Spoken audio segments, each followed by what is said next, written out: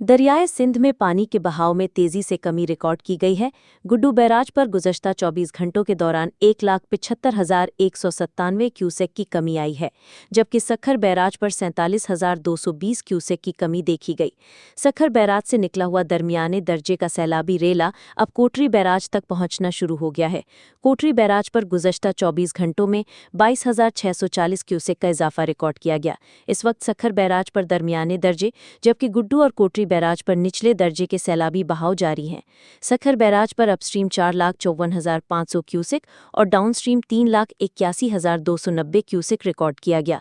Guddu barrage पर upstream 3,11,559 cusec, जबकि downstream 2,77,243 cusec रहा। कोटरी बैराज पर अपस्ट्रीम 2,29,875 क्यूसेक और डाउनस्ट्रीम 2,11,870 क्यूसेक रिकॉर्ड किया गया। मजीद खबरों के लिए विजिट करें हमारी वेबसाइट www.adnnews.tv।